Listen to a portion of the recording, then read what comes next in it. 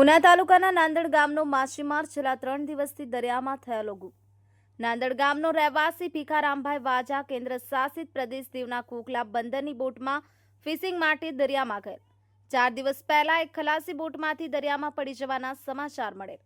બોટના અન્ય સાથીઓ દ્વારા ભીખારામભાઈ વાજાની શોધખોળ કરવામાં આવી રહી હતી। ગત રોજ રાત્રિના 12 વાગ્યા આસપાસ 6 નોટિકલ માઇલ દૂર દરિયામાંથી ભીખારામની લાશ મળી હતી અને દીવના કોકલા જેટી પર ભીખાભાઈના મૃતદેહને લાવવામાં આવ્યો। મૃતક ભીખારામ વાજાના મૃતદેહને સરકારી હોસ્પિટલ ખાતે ખસેડવામાં આવ્યો છે। પોલીસ કાર્યવાહી તથા પોસ્ટમોર્ટમ બાદ મૃતદેહને તેમના પરિવારને સોંપવામાં આવશે।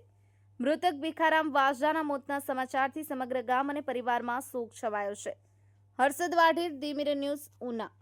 નમસ્કાર મિત્રો, હું ફિરોઝ ઈરાની આજે તમને એક નવી વાત કરવા આવ્યો છું। દીવ મિરર ન્યૂઝ જોતા રહો, સબસ્ક્રાઇબ કરવાનું ભૂલતા નહીં અને શેર કરવાનું પણ ભૂલતા નહીં। સત્યની સાથે જોડાતા રહો। નમસ્તે મિત્રો, હું છું ચાંદની પરમાર। આપની મનપસંદ ચેનલ એટલે કે દીવ મિરર ન્યૂઝ ચેનલને લાઈક કરો, શેર કરો અને ફોલો કરો।